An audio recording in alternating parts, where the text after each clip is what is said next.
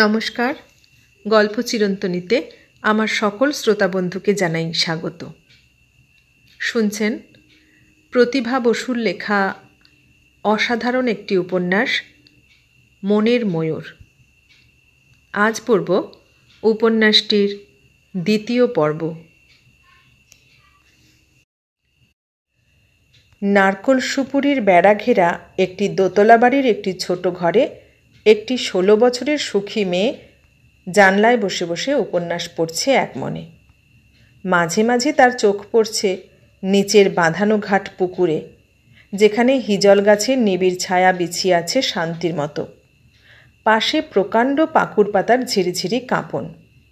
মাধবীলতার বিতান ঢাকা স্নান করে উঠে কাপড় ছাড়বার ঘর।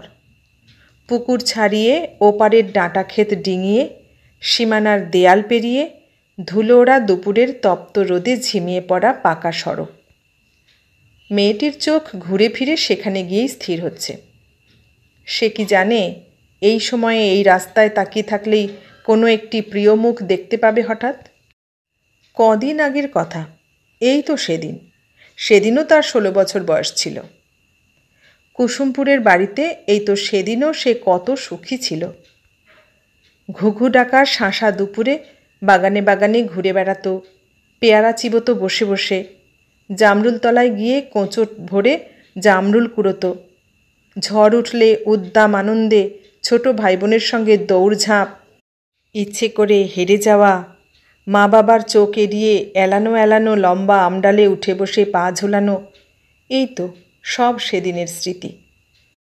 তারপর সন্ধেবেলা মালির সঙ্গে ঝাড়ি নিয়ে ফুল তুলত। রজনীগন্ধা আর চামেলির গন্ধে ভরে যেত সারা বাড়ি। মস্ত জমি, এ মাথা ও মাথা হেঁটে বেড়াতেই পরিশ্রম। অবিনাশবাবু শৌখিন মানুষ, আর তার সুযোগ্য সহকারী সন্তানদের মধ্যে সবচেয়ে প্রিয় অনুসুয়া। আম জাম কাঁঠাল কলার বড় বাগান তার পৈতৃক, কিন্তু শাকসবজি আর ফুল তার নিজস্ব। বাপে মেয়ে দুজনে মিলে প্ল্যান করে সাজিয়েছিল সেই সব বাগান। টালির প্রশস্ত রান্নাঘরের পিছনে জাল ঘেরা প্রকাণ্ড কিচেন গার্ডেন। বাড়ির সামনে বারান্দার তলায় কোনাচে কোনাচে ইটের মালার ফাঁসে বিলিতি রঙিন ফুল। তাদের মাথা বারান্দা পর্যন্ত উঁচু, বারান্দার বর্ডার। সিঁড়ি দিয়ে নেমে গোল সবুজ লন, গোল করে ঘাস ফুল ঘিরে আছে তাদের। দুপাশ দিয়ে সাপের মতো পেঁচিয়ে রাস্তা চলে গেছে সদরের ফটক পর্যন্ত। লাল রঙের সুরকি ঢালা সেই রাস্তার দুপাশে দুটি হাসনুহানার ঝাড়। বাঁশ দিয়ে গোল করা, মাথায় কখনো কুঞ্জলতা, কখনো ঝুমকো ফুল, কখনো মাধবী, যে ঋতুতে যেটা হয়। ডাইনে বাঁয়ে একটু দূরে দূরে ছোট ছোট চৌকো চৌকো করে এক একটি ফুলের বিছানা। পূব দিকে একেবারে কোণে একটি মস্ত বকুল ফুলের গাছ। অবিনাশবাবু বাঁধিয়ে নিয়েছেন চারপাশে। গরমের সময়ে ওখানে তিনি সবাইকে নিয়ে পাটি পেতে বসেন। তখন হাতে তার একটি তালপাখা থাকে বটে, কিন্তু হাওয়ার জোরে নাড়তে হয় না সেটা। কিচেন গার্ডেনটি কিছুদিন পরেই অনুসুয়ার মা স্বামী ও কন্যার হাত থেকে নিজের হাতেই নিয়ে নিয়েছিলেন, এবং তাদের সঙ্গে প্রতিযোগিতা করে 1 বছরের পরিশ্রমে তিনি এমন ফসল ফলিয়েছিলেন যে বালিহাটির এক্সিবিশনে তার সেই ক্ষেতের লাউ কুমড়োই ফার্স্ট হয়েছিল সেবার। অহংকারে 3 দিন তিনি চোখ টান করে রইলেন। 16 বছরের পলিমাটি জমেছে সেই সব দিনগুলোর উপর। তবু কি ভোলা যায়, মুছে ফেলা যায় সব হৃদয় থেকে? এই তো চোখের তলায় সব ভিড় করে এসেছে আজ। আর ঘুম নেই, ঘুমেরা দুর্বল, তারা তাদের সরিয়ে দিয়ে নেমে আসতে পারছে না চোখের পাতায়। চোখের পাতা বুজে আসছে না ভারী হয়ে, অতন্দ্র নির্ঘুম জ্বালা ভরা চোখ কেবলই খুলে খুলে যায়। কুসুমপুরে বর্ধিষ্ণু গ্রাম, ঠিক গ্রামও অবশ্যই নয়, সাবডিভিশন শহর। হাই স্কুল আছে, কাছারি আছে, চারধার উঁচু রিজার্ভ ট্যাঙ্ক আছে, টিউবওয়েল আছে, সরকারি হাসপাতালও আছে একটি। আর সেই হাসপাতাল আলো করে আছেন দয়াল ডাক্তার। 100 জন রোগীর মধ্যে 75 জনকে তিনি অকাতরে পরপারে পাঠিয়ে দেন বলে বিখ্যাত। বারোয়ারিতলায় সপ্তাহে একটি করে হাট বসে, গিস গিস করে লোক। পদ্মায় নৌকো ভাসিয়ে ব্যাপারীরা আসে দোকান করতে, মেয়েরা আসে পুতুল বেচতে, কত দূর দূর গ্রাম থেকে কুমোররা নিয়ে আসে হাঁড়িকুড়ি। ঢাকার বাখরখানি পর্যন্ত বিক্রি হয় সেই হাটে। নদীর ধারে ফুরফুরে হাওয়ায় বাঁশ বেঁধে দড়ি টাঙিয়ে ঝুলিয়ে রাখে সব শাড়ি, পূর্ব বাংলার তাঁতিদের কীর্তি। ঢাকা, টাঙ্গাইল, ময়নামতি, কুমিল্লা, হরিহরপুর ইত্যাদির সব বিখ্যাত শাড়ি। কালো কালো ছিপ নৌকোয় ভরা থাকে ঘাট, একদিন একবেলার সংসার। তারই মধ্যে ইলিশ মাছের পাতলা ঝোল আর লাল চালের ভাত রান্না করে খায় তারা, ধোয়ে মোছে গুছিয়ে রাখে। কাচের চুড়ির নৌকোর কাছে রাজ্যের ছোট মেয়েরা জটলা করে। দৈনন্দিন বাজারও আছে একটি, সেটিও কম উল্লেখযোগ্য নয়।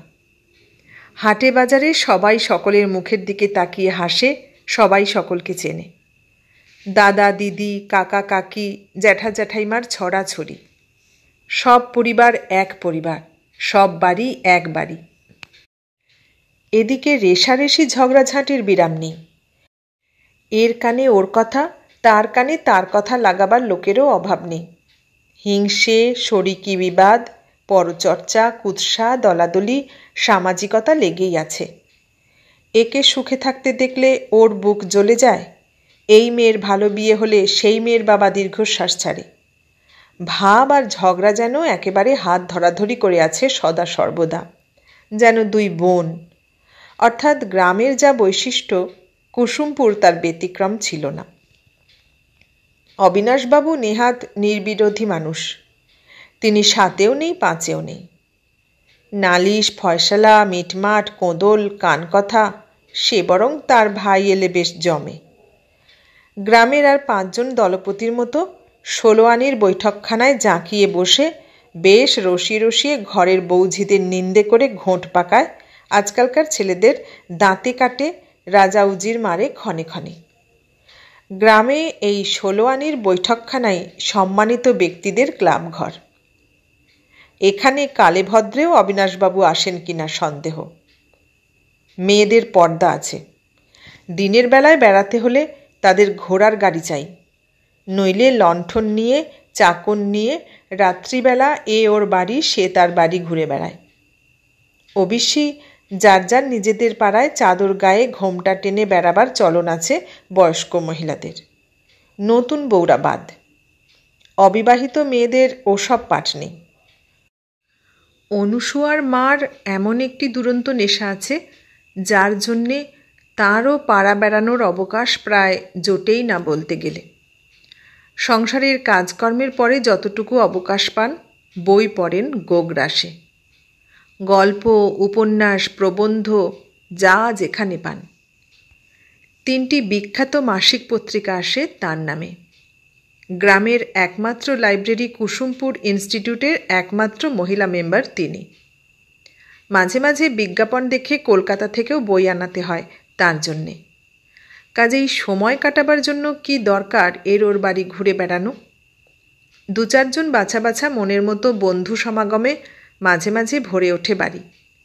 দোতলার ঘরের সামনেকার খোলা ছাদের বাগানে আসর সরগরম হয়। অনুসুয়ার মা চা তৈরি করেন, নারকোলের খাবার দেন, রূপোর পদ্মকাটা রেকাবিতে ভেজা ন্যাকড়ায় কেয়া খয়েরের পান ঢেকে রাখেন। টবের বেলফুলের গাছ থেকে বাতাসে গন্ধ ছড়ায়, সুখ ছড়ায় মনে। অনুসুয়া বড় হয়েছে, মাঝে মাঝে তারও ডাক পড়ে সেই আসরে। ছোট ছোট ভাই বোনেরা ঘুর ঘুর করে এ ঘর ও ঘর, দিদির পিঠে, মায়ের আঁচলে। ঘাগরাওয়ালা ছোট্ট ফ্রক ফুলে ওঠে পাগলের মতো, ছোট্ট শার্ট ফুরফুর করে ঝাপটা হাওয়ায়। বিলিতি ম্যাগাজিনের ছবি দেখে সেসব জামা নিজের হাতে তৈরি করে দেয় অনুসুয়া। সেলাইতে সে পারদর্শিনী। পাড়ায় এতদিন তার মারই ছিল একছত্র আধিপত্য, কিন্তু মেয়ের কাছে এখন তিনি সহাস্যে হার মেনেছেন। ছাঁটে কাটে অনুসূয়ার মতো সত্যিই তিনি পটু নন। তিনি আসন বোনায় ওস্তাদ, লেস বোনায় অদ্বিতীয়। রুমালের কোণে সূক্ষ্ম ফুল তার সত্যি ফুলের মতোই নরম। অনুসূয়া হেসে তার সঙ্গে আড়াআড়ি করে। তোমার ওই আসন তো আর মানুষে গায়ে দিতে পারে না, তা যতই ভালো হোক। আর রুমালের কোণে ফুল না তুললেই বা ক্ষতি কি? মা চোখে চোখে হেসে বলেন, তাহলে উলের ব্লাউজটা থাক, মিছিমিছি সেটা বুনে আর লাভ কি? শুধু উলের ব্লাউজই নয়, লাল টুকটুকে মখমলের উপর সিল্কের সুতোয় ফুল তুলছেন অনুসূয়ার মা। অনুসূয়ার চটি তৈরি হচ্ছে। নিষ্পৃহ ভঙ্গিতে সেলাইয়ের চুপড়ি ঠেলে দেন। অত শৌখিন জুতোরই বা কি দরকার? তাই তো। অনুসূয়া দুহাতে জড়িয়ে ধরে মাকে, কোলের উপর শুয়ে পড়ে মুখ ঘষে ছেলে মানুষের মতো, আর সঙ্গে সঙ্গে ছোট বোন বুলু এসে ঠেলতে থাকে তাকে। তারও তো জায়গা চাই মার কোলে। অনুসূয়া বলে, দেখলে মা কি পাজি? বুলু একবার দিদির বুকে, একবার মায়ের কোলে হাত রেখে রেখে আপন অধিকার সাব্যস্ত করে। ঠিক বুঝতে পারে না মাই দিদিকে কেড়ে নিচ্ছে না দিদি মাকে কেড়ে নিচ্ছে। মা আর দিদি দুজনেই তার চাইতে এত বড় যে কারো সঙ্গেই ঠিক প্রতিযোগিতা করতে পারে না, অথচ দুজনকে ঘনিষ্ঠ দেখলেও কেমন একটা বিপদের আশঙ্কায় অস্থির হয়ে ওঠে। অনুসূয়া মাকে ছেড়ে হাসি মুখে বোনকে টেনে নেয় কোলে। দুষ্টুটা, পাজিটা বলে চুমু খায় গালে।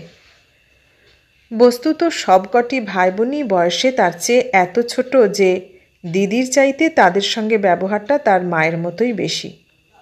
মাতৃস্নেহই সে অনুভব করে তাদের জন্য। তার যখন পুরো 10 বছর বয়স, তখন তার মা দ্বিতীয় সন্তানের জন্ম দিলেন। এখনও স্পষ্ট মনে আছে সেই দিনটি। মেঘলা মেঘলা ভোর, মা রান্নাঘরে যেতে যেতে ফিরে গেলেন শোবার ঘরে। বাবা বাজারে যেতে যেতে থমকালেন। আর একটু বেলায় একতলার পুব খোলা বড় ঘরটিতে এনে শুইয়ে দেওয়া হলো মাকে। মার পিসিমা ব্যাকুল হৃদয়ে বসে রইলেন তার মাথার কাছে। বাবা অস্থির উদ্ভ্রান্ত হয়ে ছুটোছুটি করতে লাগলেন এখানে ওখানে। ডাক্তার এলো।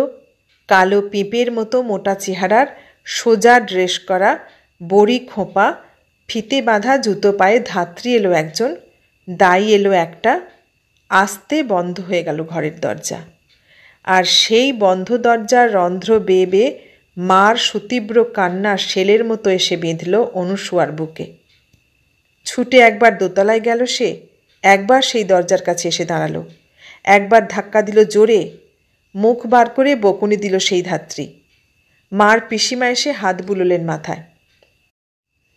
তারপর সেই সকাল দুপুর হলো।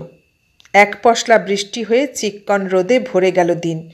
আস্তে আস্তে বিকেলের ছাই রং ছড়িয়ে পড়ল সেই রোদের মুখে। তবু বিরাম নেই, বিশ্রাম নেই সেই কাতর আর্তনাদের। জামতলায় বসে হাঁটুতে মুখ লুকিয়ে কি কান্নাই কেঁদেছিল সে। একসময় বাবা এসে খুঁজে খুঁজে ধরে নিয়ে গেলেন তাকে।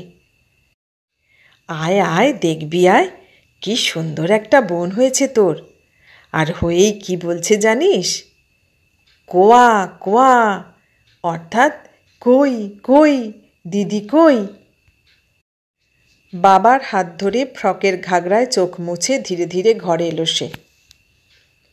সাদা পরিষ্কার ধবধবে বিছানায় সাদা ফুলের মতো মিশে আছেন মা।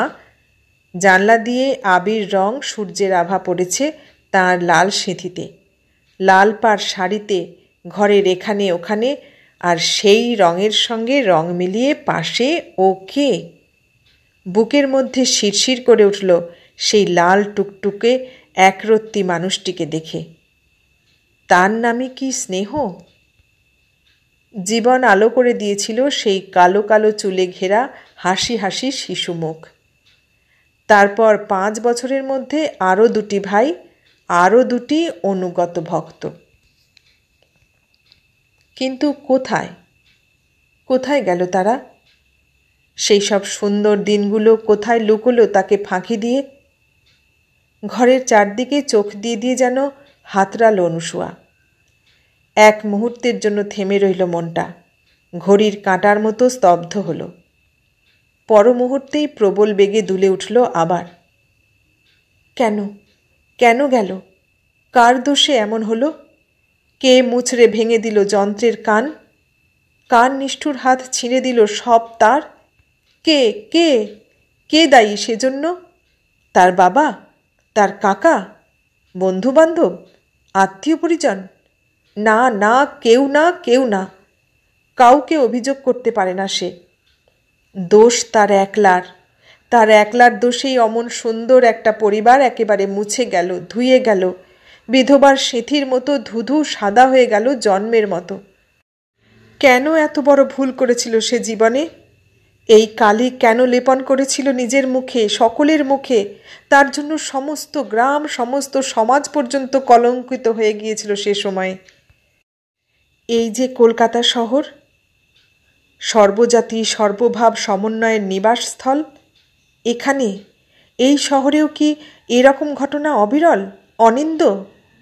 আর ওখানে ওই কুসুমপুরের মতো একটা ছোট এঁদো গ্রামে, মফস্বল শহরের একটা ক্ষুদ্র গোষ্ঠীতে অবিনাশবাবুর মতো ওরকম একজন সচ্চরিত্র সজ্জন ব্রাহ্মণের কন্যা হয়ে সে কিনা, ছি!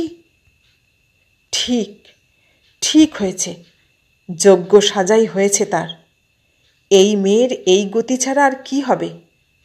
সংসারে যা উচিত তাই তো হয়, তাই হয় না? হঠাৎ জুড়োনো আগুনে ফুলকি উঠল, দাঁতে দাঁত চাপল জোরে। চকমকির আগুনে যেমন বিদ্যুৎ চমকে ওঠে, তেমনি জ্বলে উঠল বুক। আমি আমি দোষী? আমার দোষ? না না না, কক্ষনো না, কক্ষনো না। নিজের সঙ্গে নিজেই কোমর বেঁধে ঝগড়ায় দাঁড়ালো অনুসুয়া। সে কি জানে না তার এই দুর্বিসহ যন্ত্রণার জন্য সত্যিই কে দায়ী? খুব জানে, খুব ভালো করে জানে, সর্বান্তকরণে জানে। হয়তো ভুল হয়েছিল তার, সমাজের কাছে, গুরুজনের কাছে, হয়তো অন্যায় করেছিল সে, হয়তো সেই ভুলের জন্য কোনো দিন এর চেয়েও বেশি কষ্ট পেতে হতো। তা না হয় হতোই, কিন্তু আর তো কেউ দায়ী হতো না সেজন্য। অভিযোগ করার তো থাকতো না কেউ। কিন্তু কাকা, তার কাকা নামধারী সেই নিষ্ঠুর কপট হৃদয়হীন মানুষটা, যার নাম শুনলে সে শিহরিত হয়, যাকে দেখলে আজ পর্যন্ত তার মাথায় খুন চেপে যায়, সেই লোকটা কেন তার শুভাকাঙ্ক্ষী হয়ে মহা সমারোহে এত বড় একটা উপকার করতে গিয়েছিল? কেন গিয়েছিল? কে বলেছিল? কে চেয়েছিল তার সেই দয়া, দাক্ষিণ্য? বাবা বলেছিলেন? মা বলেছিলেন? তার হৃদয়জোড়া ভালোবাসা তাকে প্রবৃত্ত করেছিল? কে? কেউ না। তবু সে গিয়েছিল। দিনের পর দিন ছিপ ফেলে ফাতনা পেতে বড়শির টোপ গেঁথে বসেছিল মাছের আশায়। যদি সেদিন সেই উপকারটি না করতেন ভদ্রলোক, তাহলে আজ অনুসুয়া কি? হঠাৎ কি মনে করে তার নিঃশ্বাস যেন বন্ধ হয়ে এলো। অথচ কি আশ্চর্য, তারপরেই তার সব কর্তব্য ফুরিয়ে গেল একদমে। অন্যায় যিনি এত বড় দণ্ডধারী, দুঃখের দিনে আর তার পাত্তা মিলল না। 16 বছর ধরে সে যে আগুনে জ্বলল, পুড়ল, যে গ্লানি, যে লজ্জা, যে দুঃখ সে নিঃশব্দে বহন করল তিলে তিলে, তাতে তিনি শুধু ইন্ধনই জোগালেন। উৎসাহ ভরে ধিক্কার দিয়ে দিয়ে সে আগুনকে তীব্রতরই করলেন। নির্বাপনের এতটুকু চেষ্টাও ছিল না তার মধ্যে। অনুসুয়া কি ভুলে গেছে সেই সব দিন, সেই সব কথা? সে কি ভুলবার? নাকি অনুসুয়া ক্ষমাই করেছে তাকে? তুষের আগুন কি ধিকি ধিকি অবিরতই জ্বলছে না এই বুকের মধ্যে 16 বছর ধরে? আজ এখন এই মুহূর্তেও কি অনুভব করছে না সেই আগুন? হাতের নরম মুঠি শক্ত হলো। 33 বছরের দুঃখ বেদনাবিদ্ধ কঠিন মুখ কঠিনতর হলো। কুসুমপুর হাই স্কুলের অ্যাসিস্ট্যান্ট হেডমাস্টার অবিনাশবাবু। সেখানে সস্তা চাল, জমিজোড়া বাগানে প্রচুর ফল, গোয়ালে গরু, পুকুরে মাছ। দুঃখের কথা ওঠে কিসে? আর নারকোল সুপুরি তো অপর্যাপ্ত। তাল আর খেজুরের রস কে খায়? ধনী না হলেও সচ্ছলতার এক তিল অভাব ছিল না। স্ত্রী ছিল, লক্ষ্মী ছিল, সংসার উপচে পড়ত আনন্দে। সেকালের এফএ পাস তিনি, বিদ্যানুরাগী মানুষ, পড়াশুনো করতে ভালোবাসেন, ভালো পড়ান। বিটি পাস হেডমাস্টার তার পরামর্শ ছাড়া এক পা নড়েন না। স্কুলে সুনাম কত, কত নাম ডাক। গ্রামের গণ্যমান্য ব্যক্তিদের মধ্যে একজন। লোকেরা সম্মান করে, ভালোবাসে, ছাত্ররা পড়তে চায় তার কাছে। ভালো ইংরেজি জানেন বলে অন্যান্য মাস্টারদের চাইতে মাইনেও কিছু বেশি তার, আর সেই মাইনে তাদের ছোট পরিবারের পক্ষে যথেষ্ট। কেনো বই, আনো শাড়ি, দাও ভোজ, কারো জন্মদিন উপলক্ষে আনো উপহার কলকাতা থেকে, একেবারে জমজমাট ব্যাপার। খাওয়া পড়ার মতো আনন্দের খোরাকও জোগায় সেই টাকা। অনুসুয়া লেখাপড়ায় মেধাবী, দেখতে ভালো, আশেপাশে সকলের চাইতে স্বতন্ত্র মেয়ে, বাবার গৌরবের বিষয়। তার সব সন্তানের মধ্যে সবচাইতে আদরের এই প্রিয়তম কন্যা। ওই গ্রাম্য শহরে অবিনাশবাবুর কন্যা দস্তুর মতো বিখ্যাত। সব কিছু মিলিয়ে সেই শহরে সত্যিই তো একটু বিশেষ ছিল সে। গ্রামে মেয়েদের হাই স্কুল ছিল না। জমিদারের বৃত্তিতে প্রাইমারি স্কুল চলত একটি। এ নিয়ে মাথা ব্যথাও ছিল না কারো। চিঠি লিখতে শিখতে পারাই মেয়েদের পক্ষে যথেষ্ট বিদ্যা। আর কি দরকার? জজ ম্যাজিস্ট্রেট হবে, ওকালতি করবে নাকি? 15 বছর বয়স হলেই তো বাপমার চোখের নিদ্রা হরণ হয় বিয়ের চিন্তায়। তবে আবার হাই স্কুলে যাবে কখন? কিন্তু অবিনাশবাবু মুশকিলে পড়লেন তার মেয়েকে নিয়ে। হয়তো ব্যক্তিগতভাবে প্রয়োজনের তাগিদটা তার নিজেরই থাকার দরুন স্কুল কমিটিতে একটা অদ্ভুত প্রস্তাব করলেন। কো এডুকেশনের দোষ কি? যতদিন মেয়েদের জন্য আলাদা হাই স্কুল না হচ্ছে ততদিন মেয়েরা ছেলেদের সঙ্গে স্কুলে বসুক না। ঘরে ঘরে টিটকিরির ধুম পড়ে গেল। অবিনাশবাবু বিচলিত হলেন না। এ নিয়ে প্রাণান্ত পরিশ্রম করলেন, আলাদা কমিটি গঠন করলেন, গেলেন এসডিওর বাংলোয়, গেলেন জমিদারের দপ্তরে। সব ব্যবস্থা করে নিজের মেয়েকেই প্রথম নিয়ে গেলেন স্কুলে, ক্লাসে। অনুসুয়া তখন 15 পূর্ণ হয়ে 16 ধরো। তারপর এই নিয়ে কি দলাদলি, ঝগড়াঝাঁটি, মাথা ফাটাফাটি, কত কাণ্ডই না হলো সেই বছর। মাঝখান থেকে নির্বিরোধী মানুষটির একটি শত্রুপক্ষ সৃষ্টি হলো শুধু, আর কোনো লাভ হলো না। মা বললেন, বিশ্রী শহর সত্যি, এখানে আবার কেউ কারোর জন্য ভালো করে? প্রথম প্রথম সব জায়গাতেই এই হয়, তাই বলে কি হাল ছেড়ে দিলে চলে? মাথা নাড়লেন বাবা। আর কো এডুকেশনটা স্কুলের ছেলে মেয়েদের মধ্যে বোধহয় না হওয়াই ভালো। এবার একটা মেয়েদের হাই স্কুলের জন্যই চেষ্টা করব আমি। নিজের আদর্শে অটল তিনি। তার চেয়ে মেয়ের বিয়ের চেষ্টা করো, কাজ হবে। বিয়ে এখুনি? এখুনি মানে বয়স কম হলো নাকি? তুমি থামো, ওইটুকু মেয়ের কাছে আর বিয়ে করো না। শীতলবাবুর মেয়ে ওর চেয়ে 1 বছরের ছোট, তারও তো বিয়ে হয়ে গেল। দক্ষিণের বাড়ির নাটুর বিয়ে হলো, সুজিতের বোনের।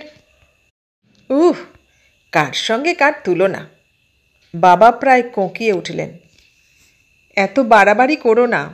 মেয়ে তোমার দেখতে যেমনই হোক, টাকা এত প্রচুর নেই যে।